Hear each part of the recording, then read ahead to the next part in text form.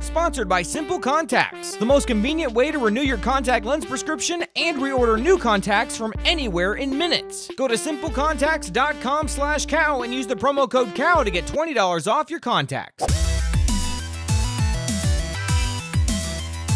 Jordan's messages. Guys, I came to grips with my mortality the other day for the first time. Okay. I realized that I am a human being like the rest of you.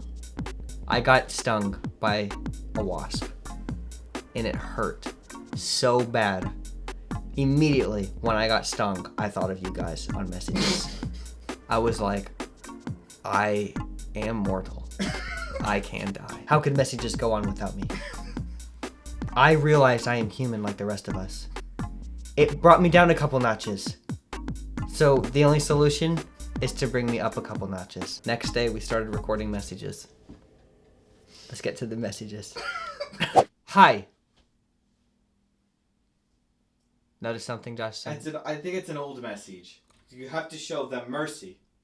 School started a few weeks ago. I'm a junior in high school. At the time, I met a guy friend, and he's a really great guy. I think we're developing feelings for each other, and I would totally date him. However, I found out that he's an atheist. I'm a devout Christian, and always wanted a God-centered relationship, but I don't know what to do. Would it be okay to just date for fun and stuff? As I know we're only in high school, so it can't be serious. I don't want to get hurt, but I also don't want to miss out on something great. I'm feeling really confused. I know about what Paul says and stuff, but help. All right. So it appears that you have some convictions in your own heart and life about wanting a God-centered relationship. Let's be honest, you're not going to get that with an atheist, okay? The real thing that's annoying me about this, it's not this like, oh, he's an atheist thing, all right? Here's the thing that's annoying me, the thing about you. You're like, look, we're just going to date for fun. We all have our fun atheist stage. We all have our fun atheist dating stage. You need to take each relationship in your life seriously. Do you understand me? You're not just going to be in a relationship willy-nilly, okay? Now, I'm not saying you're going to be in a relationship and you're like, we are 100% going to get married, okay? I'm not talking about that weirdness, all right? Okay, if you're like that, okay. Look, all right. I just made like half the audience mad. The other half of the audience like, that makes sense. Other people are like what you're describing, where it's like this willy-nilly, we're having fun in high school thing. Okay, there's got to be a middle road somewhere. Okay, that's what I'm about.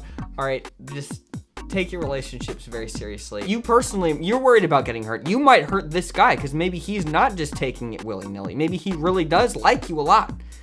And then you're messing with him. People might have a fun atheist dating stage, but I doubt many atheists are having a fun Christian dating stage. So if he's dating you, maybe he's taking it kind of seriously. Exactly, right. If an atheist is dating a Christian, he's probably taking it very seriously. Okay? Alright. Hi, Jordan. I have very annoyed at this issue for a while now. It started out as a tiny thought, and it grew to an ugh thing, which has now grown into a blood-boiling anger. Okay, not really, but kind of. I'm 18 and my boyfriend is 21. We've been together for a year. Our relationship is long distance by 4 hours, and we see each other about 1 to 2 times a month, though. Our relationship is getting very serious as soon as his finishes his last semester. He's planning to propose. I look at Josh and he's like, you picked this. You're acting surprised.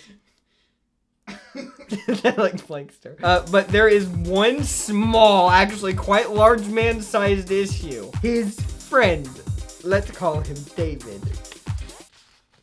I will ignore the fact of how long this message is, Josh. I will read this as fast as I possibly can. Trust me. David comes over to my boyfriend's house 3 to 5 nights of the week and stays until about 11 p.m. The every night thing is annoying though, because since we're long distance, talking is very important, generally over the phone or FaceTime. Both he and I work full time. His friend knows what time he gets off of work, comes straight over, and stays until 11 when I go to bed. I have to go at 4:30 a.m. to work every morning, and my boyfriend gets up around 6:30 a.m. This usually leaves us about 10-20 minutes to quick text him, blah blah, and go to sleep. I'm not trying to be a controlling GF, but this has been going on since we started dating, and I am sick of it. David is not his girlfriend. I am. The other annoying part about it is when I go to stay with my boyfriend's family, David still comes over, and one time stayed until 3 a.m.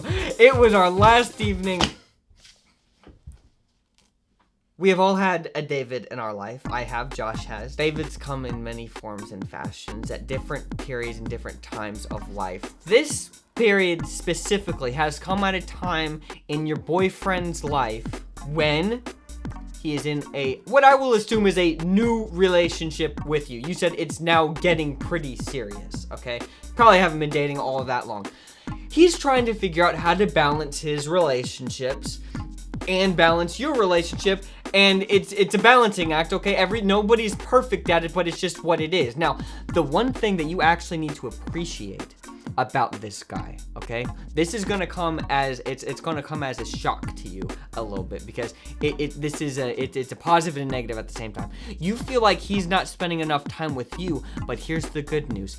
This guy is not ditching all of his friends to be with you. And that is something that is actually pretty admirable, if I do say so myself. That is hard to pull off, okay, when you're in a relationship. It happens to the best of us, okay? It might seem like a negative. He's just probably in that balancing act. He's going a little more towards the David side when he might need to be going over to the serious relationship side. If you guys are on the same page about the true seriousness of this relationship, if that makes sense. Do you maybe need to talk to him? Don't make it this like serious, this like over the top serious, like you're mad conversation. Just make it be like, you know, just talk a little bit about maybe you should, you know, balance a little better. Have a little me time. Yeah, but you're not gonna come across as selfish, but you're gonna come across as like a reasonable human being. You're not like the crazy person who's like trying to hog all of his time. You're not gonna come across that way, okay? Was that okay?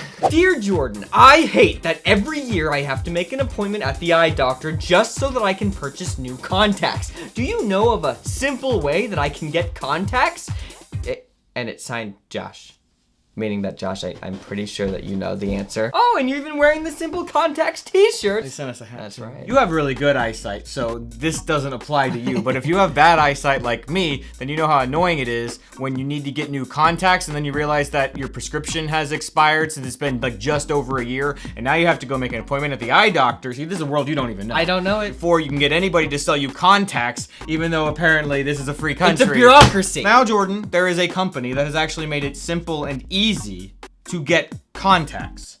Your life has changed. And my life has honestly changed. I love Simple Contacts because they took something very annoying, like having to do this song and dance every year, and made it very simple and convenient. You take this self-guided vision test online, which is less than like 5 minutes. I was really surprised how easy it was. Then you just pick out the contacts you need, and they send them to you with free standard shipping. Wow. They have the contacts in stock that I wear, and they have all the different types and brands that you're familiar with seeing. Now, this is not a replacement for going to the eye doctor periodically for good eye health, but this is a convenient way to get your prescription renewed so you can get new contacts when you need them. And the vision test is only $20, which is way cheaper than having to make an eye appointment every year just for them to tell you, oh, your eyes are the same. And I'm like, I know, I knew that. Give me my contacts. The contact lens prices are unbeatable, free standard shipping, like I said, and the best part is that we have a promo for our viewers of the best show on YouTube. Messages.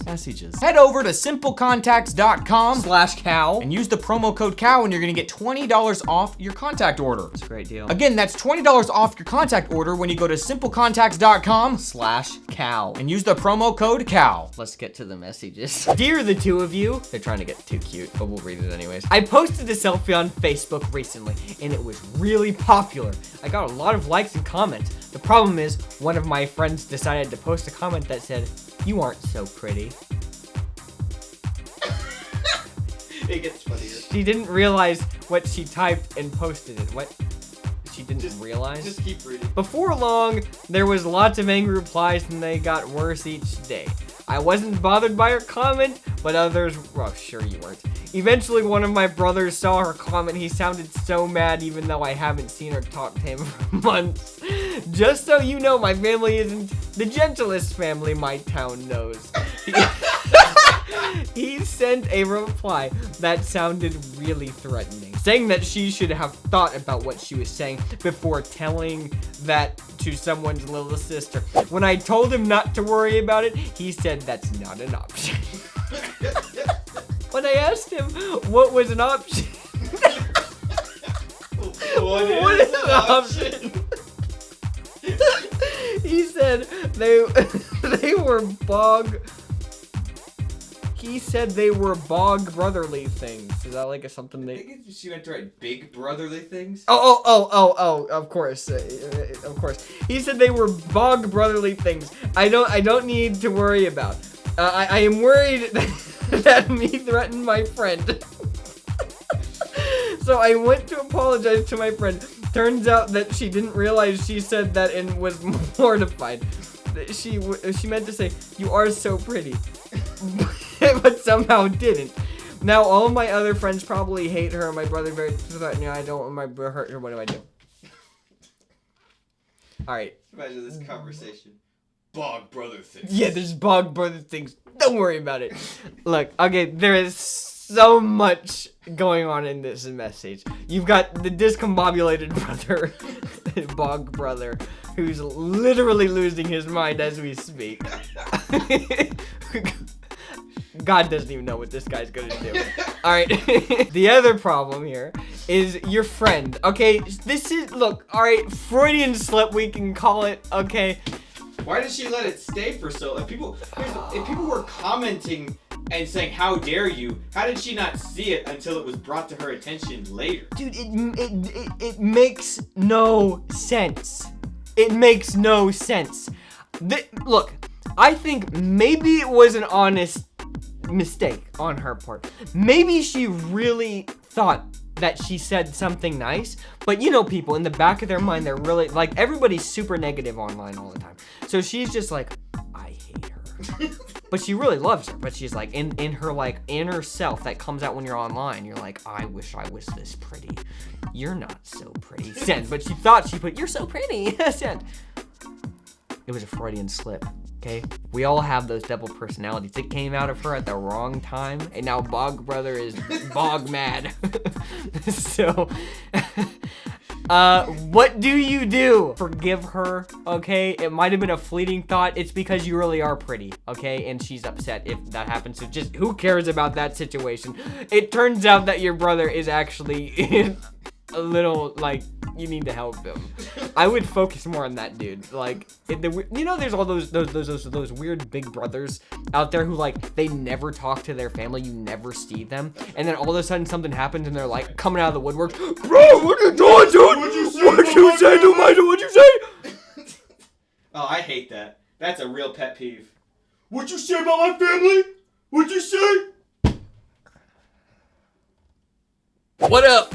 Okay, so I'm conflicted. I'm 15 and I haven't had my first kiss, which I know is fine because some of my sorry, I'm laughing from the last message, so I can't. Trying to keep it. Some of my closest friends still haven't either. Sometimes I just want to go crazy and kiss some random guy, even though it's not my personality at all, and I'd probably chicken out in the moment. Other times I tell myself to wait for the right guy and make it special. Should I move out of my comfort zone and make it, or be patient?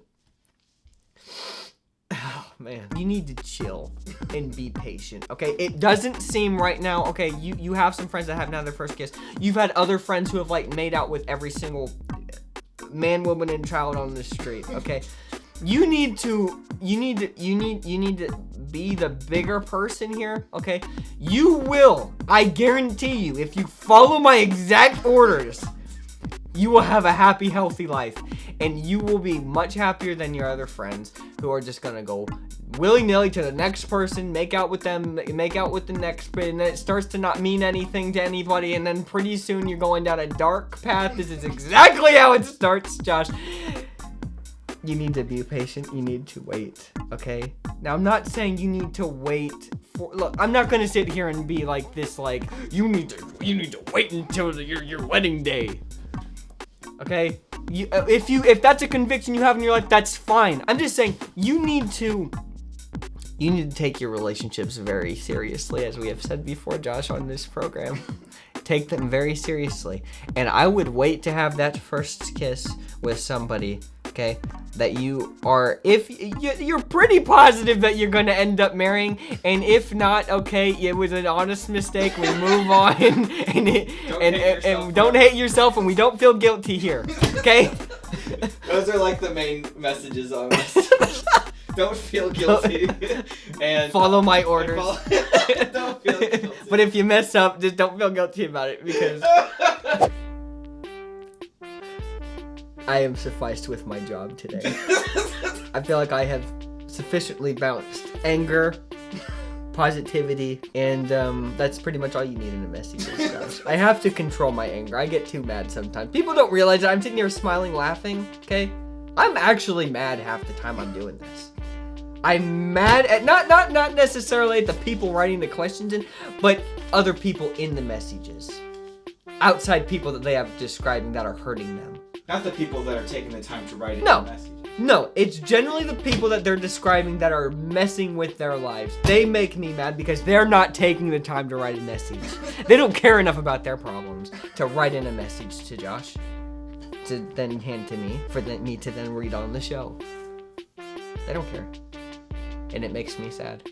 I wish that every single human being on planet Earth would write me in a message. Because then maybe we really could have world peace. Maybe we really could have kids not starving in the streets. Don't be messy. And leave good messages.